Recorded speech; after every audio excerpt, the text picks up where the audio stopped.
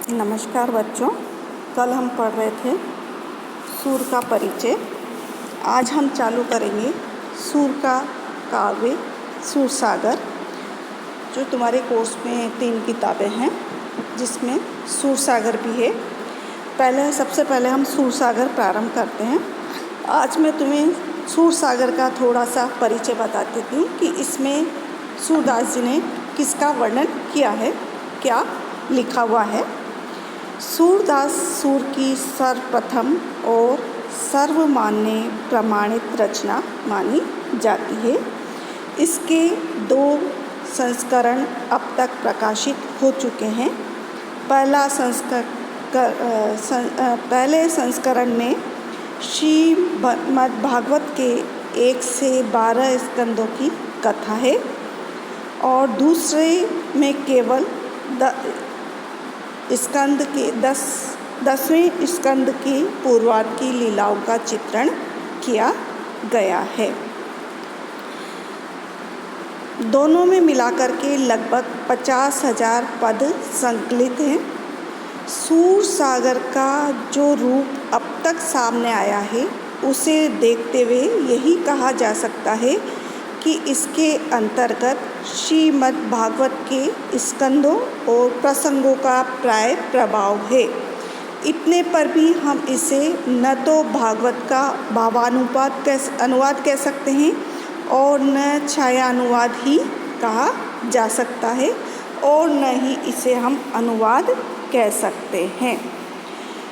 सूरसागर में कुल मिलाकर के 12 स्कंद में विभाजित किया है। प्रथम स्कंद में विनय के पद हैं। दूसरे स्कंद में शुकदेव द्वारा 7 दिन तक की हरि कथा का द्वारा अपना वर्णन प्रारंभ किया गया है। इसके बाद तृतीय स्कंद में 33 अध्याय हैं, जिसमें मैत्रेय, विदुर, सांवरे 12 अवतार, कपिल देव अवतार, जय विजय कथा आदि का संक्षेप में वर्णन किया गया है। चतुर्थ स्कंद में 13 पद हैं। इसमें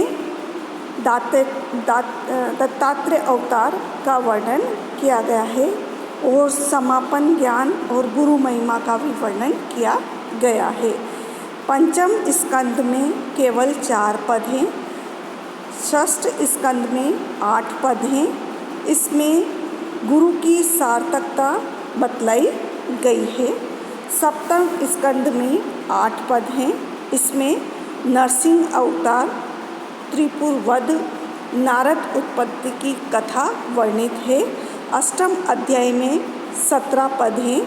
इसमें गजमोचन, कूर्मावतार, समुद्र मंथन, अमृत प्राप्ति, भगवान का मोहिनी रूप धारण, देवों का अमृत पिलाना, वामनावतार आदि की कथाएं वर्णित है। नवम स्कंद में 174 पद हैं। इसमें राजा पुरखा, यवन, श्रुति, हलधर विवाह, गंगा अवतरण, परशुराम और उसके पश्चात राम कथा का विस्तार से वर्णन किया गया है। सूरदास के 10वें स्कंद के उत्तरार्ध में कृष्ण का जरासंध के साथ युद्ध और उसके बाद द्वारिका गमन का वर्णन किया गया है। एकादश स्कंद में केवल 4 पद हैं और लास्ट में 12 स्कंद के अंतर्गत संक्षेप में बुद्ध अवतार, कल के अवतार, परीक्षित की हरिपद प्राप्ति और जनमेजय के नाग यज्ञ की कथा का उल्लेख किया गया है। इस प्रकार सूरसागर सूरदास का अत्यंत महत्वपूर्ण और प्रमाणित ग्रंथ माना जाता है। तो बच्चों, ये तो वे सूरदास के सूरसागर में 12 स्कंदों की कहानी कि क्या क्या किस स्कंद में बताया गया है। अब हम देखेंगे कि अंत में हम ये कह सकते हैं कि सूर का जो साहित्य है बहुत विशाल है। सचमुच वह सागर है। उसके अंतर्गत अनेक प्रकार के भाव अथवा सिद्धांत प्रतिपादित हुए हैं। सूर की आत्मानुभूति को प्रमाणित करने वाले ये ग्रंथ उन्हें काव्य कौशल को भी स्पष्ट करते हैं। सूर सागर के संबंध में तो यही कहा जा सकता है कि वह सूर के साहित्य सृजन का उत्तमांश है। सूर निर्णयकारों ने बड़े परिश्रम से अष्टछापकृत सेवा विषयक वर्षोत्सव के पदों की सूची दी है और यह प्रमाणित किया है कि सूर का साहित्य अनेक भावों, अनेक विचारों और विचारों से युक्त है।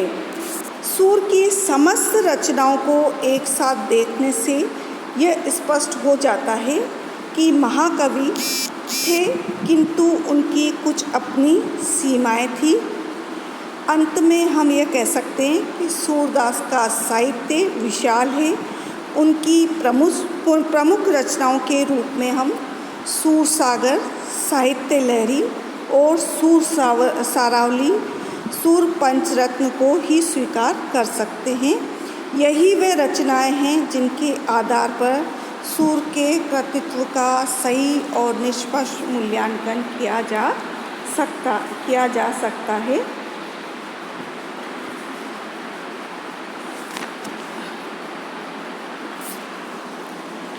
सूर की जो रचनाओं में उनके अनेक नाम मिलते हैं।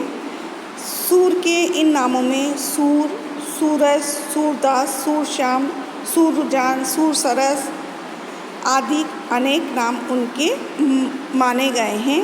इन नामों में पहले 5 नाम ही अधिक प्रयुक्त हुए हैं, जिसे सूर, सूरज, सूरदास और सूरश्याम, ये 5 नाम ही अधिक मान्यता प्राप्त हैं। हाँ बच्चों, अब हम अगली क्लास में सूर सागर के पदों